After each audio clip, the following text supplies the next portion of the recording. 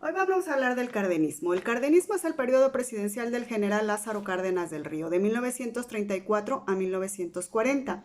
Él tuvo el honor de ser el primer presidente que estuvo a cargo del país durante 6 años, después de las modificaciones que se hicieron a la Constitución.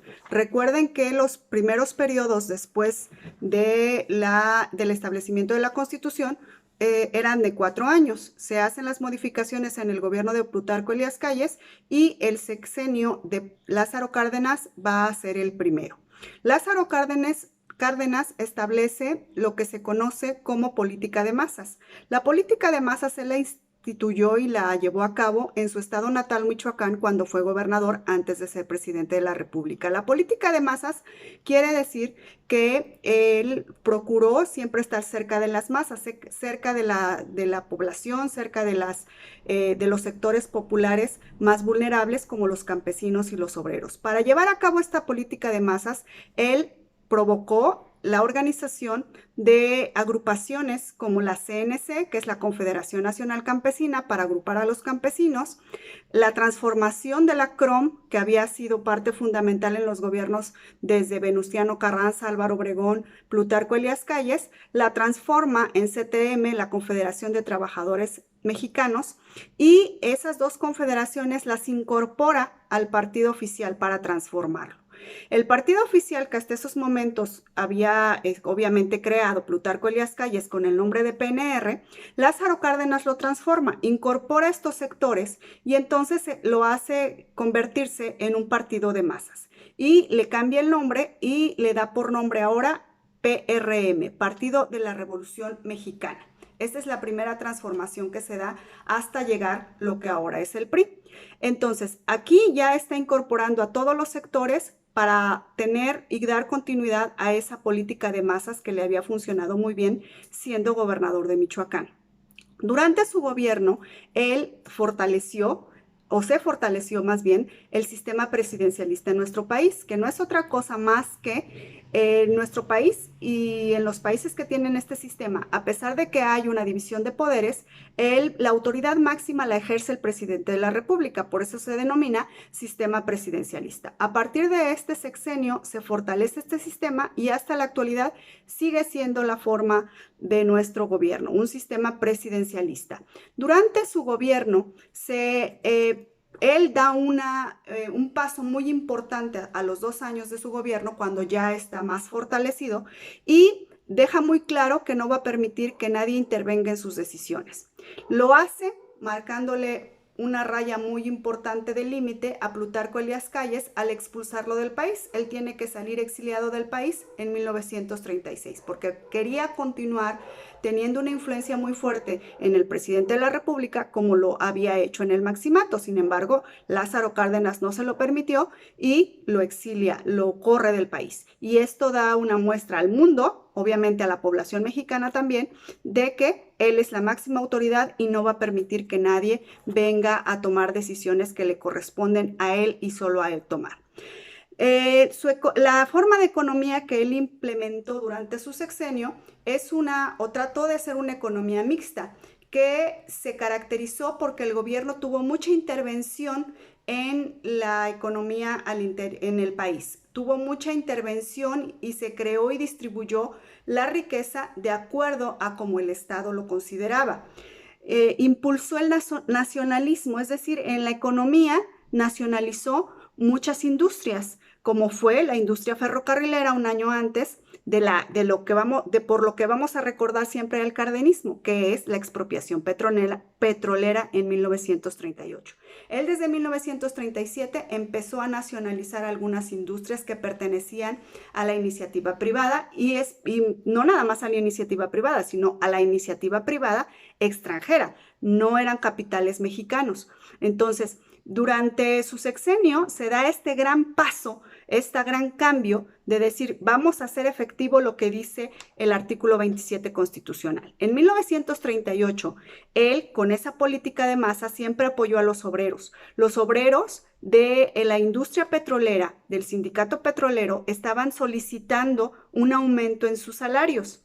Las industrias petroleras, principalmente estadounidenses, no estaban pudiendo negociar con el sindicato petrolero.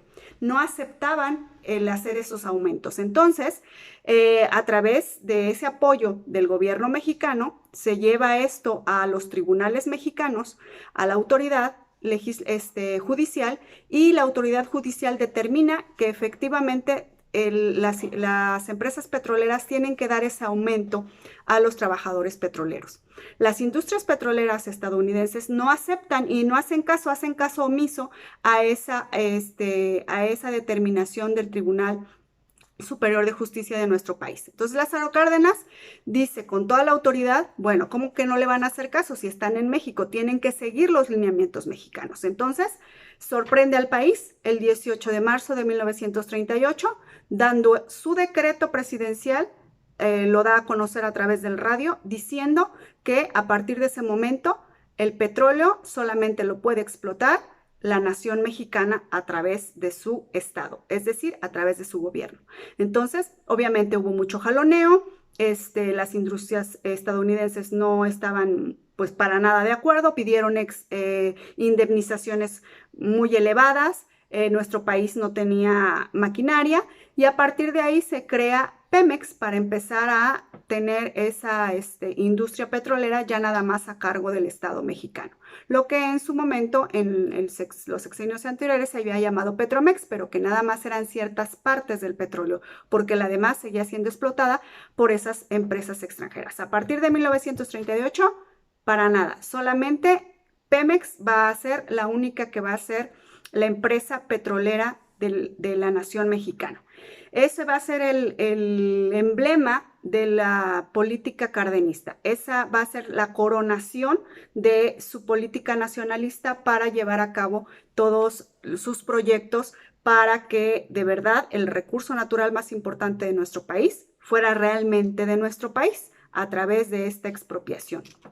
Durante su gobierno impulsó mucho la cultura, siguió impulsando el muralismo que ya había empezado en periodos anteriores y le dio mucho auge, por ejemplo, a las obras de Diego Rivera, de José Clemente Orozco, de Rufino Tamayo, para que pusieran sus murales en edificios públicos y estos dieran cuenta de la historia de nuestro país. Él tuvo una cierta tendencia de política socialista, incluso la quiso llevar a cabo y plasmar en la Constitución, estableciendo en el artículo 3º, modificándolo, reformándolo y poniéndole que la educación en México era obligatoria, laica, gratuita y socialista. Eso trajo algunos problemas muy fuertes porque esa palabrita no les gustaba a muchas personas, a muchos políticos. Él trató de impulsar esa política socialista en la educación, estableciendo escuelas en las que se dieran clases no solamente académicas, sino que se formara en algunos oficios y que se enseñara el trabajo en equipo, el trabajo en comunidad, el trabajo colaborativo, para que todos trabajaran para todos y todo fuera pues equitativo para la forma de vida futura de esas personas, de esos jóvenes, de esos niños que estaban estudiando en la Escuela Socialista Mexicana en ese sexenio. Durante su gobierno se da la creación, se le da mucho impulso a la educación, aparte de esta modificación al artículo 3º, se da la creación del Instituto Politécnico Nacional en 1936. Ya teníamos la UNAM y ahora él estaba creando esta institución para crear científicos mexicanos, para la técnica, para la creación tecnológica, porque todo lo importábamos, mucha parte de la tecnología la importábamos de otros países. Entonces él visualizó que nuestro país necesitaba una institución que formara a nuestros científicos y técnicos mexicanos para el avance tecnológico, y es así como crea el Instituto Politécnico Nacional. Durante su gobierno le da mucha promoción a la identidad nacional, que los mexicanos nos sintamos identificados, y eso lo va logrando o lo pretende lograr a través de la educación, a través de la cultura, de promover la creación de obras cinematográficas, de la pintura, como el muralismo, como ya mencionamos, por la misma danza folclórica, de que nos sintamos orgullosos de donde provenimos. Se le da mucha difusión al mestizaje, que uno de los promotores principales fue el primer secretario de Educación y también candidato a presidente de la República, José Vasconcelos. Durante el gobierno de Cárdenas se busca dar esta promoción y esta identidad hacia de donde venimos, que es nuestro mestizaje.